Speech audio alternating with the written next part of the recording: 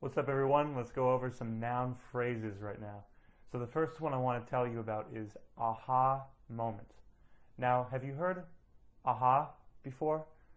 Aha! That means, oh, I have an idea. I have it. I've got it. That's aha when you have an idea, something comes to you, a thought. An aha moment is when an idea comes to you, and usually it means that it affects your opinion about something or your belief about something, and you have a new idea.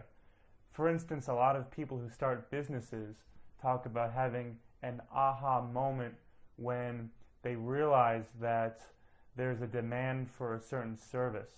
Or maybe you're working a certain job, you hate the job, but one day you're typing numbers into your computer and you think, the only thing I like about this job is typing numbers.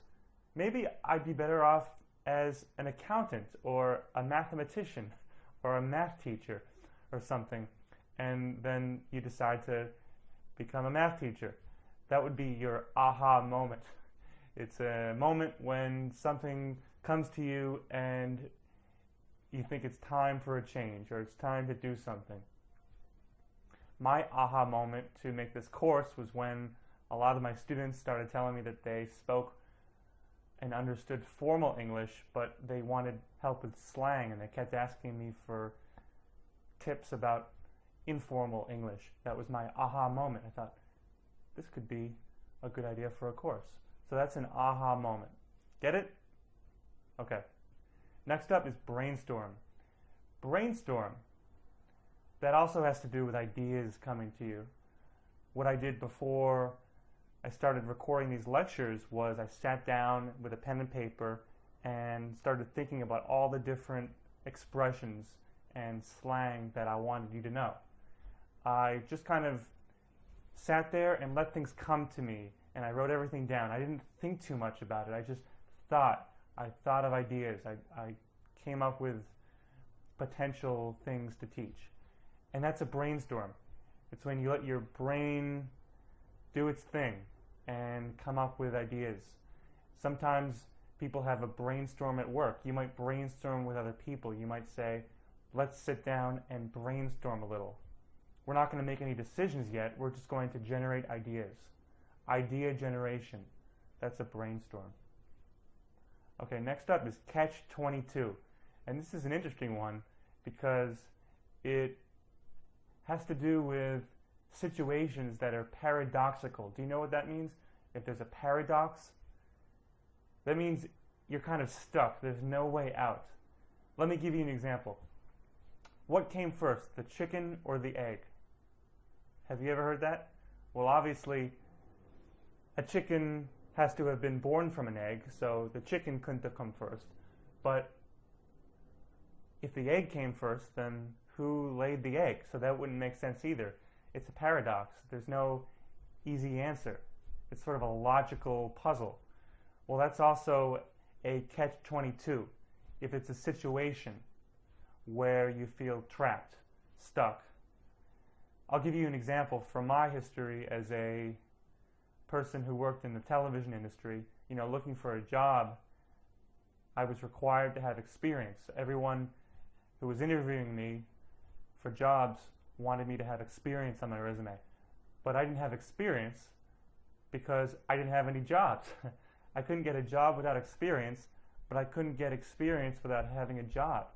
So it was really frustrating and very paradoxical, and that would be a catch-22 situation. I would tell people, it's a catch-22. I can't find work without experience, and I can't get experience without having a job, without getting work. So that's a catch-22. Hopefully you don't encounter too many of those in your life. They're tough. Alright, similar expression, but this one's very different. This noun phrase is cloud nine. I hope you find yourself on cloud nine sometime, because being on cloud nine means that you're really happy. You're in a state of bliss. You're in a state of pleasure. Probably from some situation. Maybe you just got a job and you love it. You've always wanted to work in a certain field, and now you have the job, and people would say, oh, she's really on cloud nine. She couldn't be happier.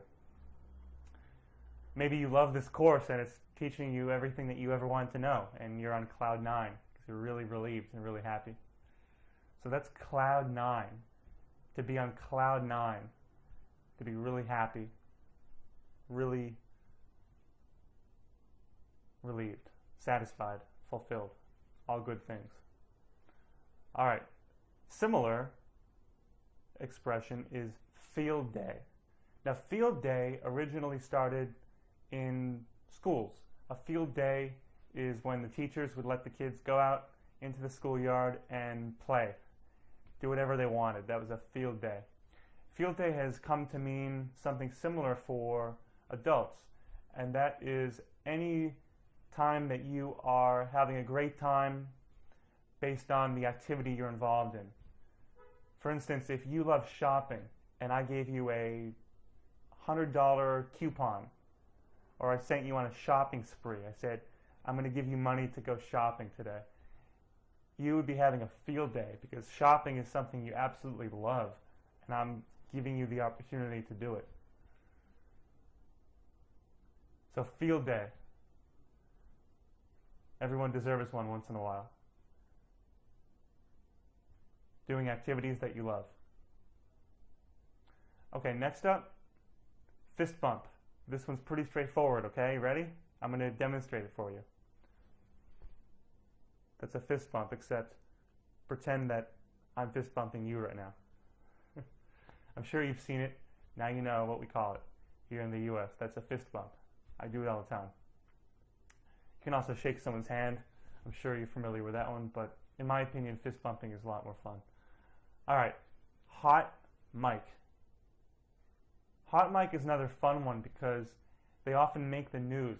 All this means is that someone's microphone is turned on, but the person doesn't know it.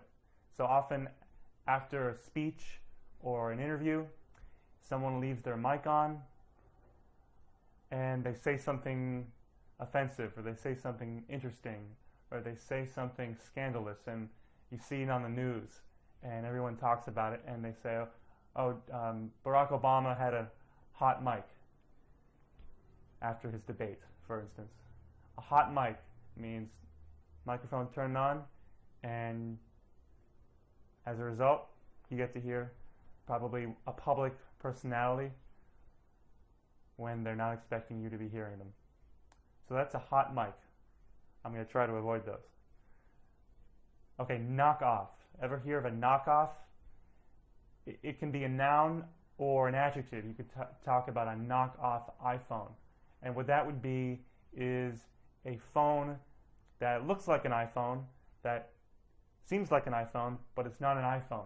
It's probably made by a company that you've never heard of, and it's very cheap, and it'll probably break soon because it's not the real thing. It's an imitation phone. That's another way to put knockoff, an imitation. So you hear about knockoff iPhones, knockoff Ferraris, knockoff Rolexes, watches, knockoff mics perhaps. You want to avoid knockoffs, unless you're on a major budget, I guess. But knockoff, the implication is that you were deceived. Maybe it came in a box that said iPhone. Maybe it even said iPhone on it, but it's not an iPhone because it's a fake iPhone. It's a knockoff iPhone. So that's knockoff. All right, two more for you in this lecture. Ready? Lost cause. A lost cause is the opposite of a slam dunk.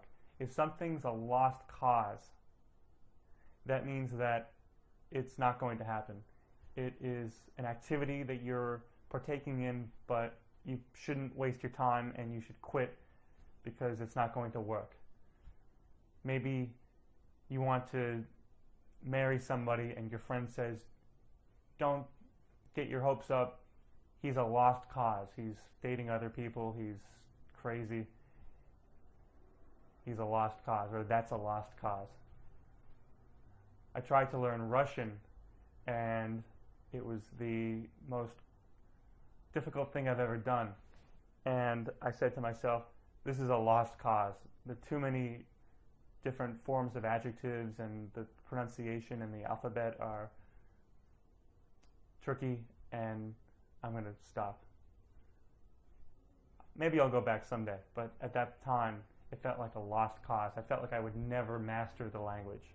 Hopefully you don't feel that way about English. You're learning a lot here, so it definitely is not a lost cause for you. Okay, that's lost cause. And finally, million-dollar question. Now, million-dollar question comes from a TV show called Who Wants to Be a Millionaire? This was my favorite show. It was on about, well, it's still on, but it was really popular 10, 15 years ago. And the idea is that if you're on the show, you answer questions, different dollar amounts. The first one I think is like $10.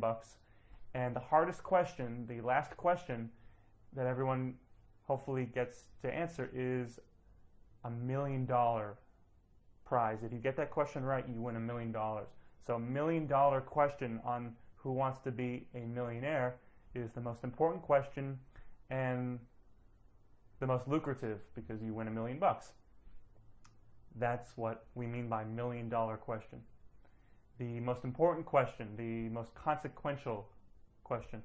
For instance, maybe I'm looking to rent an apartment and I'm looking at your place and I ask you questions like, how many bathrooms are there? What's the move-in date? You know, all the different questions I have.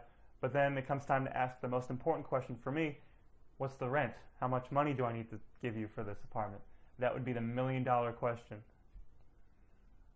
I would say now it's time for the $1 million question. What do you want for this? Side note, $1 million question used to exist in a different form. There was a show about 60 years ago called the $64,000 question. Money was smaller those days, and $64,000 was the prize awarded to you if you got the last question right. So sometimes you also hear the $64,000 question, meaning the same thing, the most important question, the biggest question, the one I want to know the answer to the most. But $1 million question is a bit more common, certainly these days. All right, here's the $1 million question. Do you understand everything? I hope so. Give the lecture another watch through. If not, you can also post onto the course site. See you at the next lecture.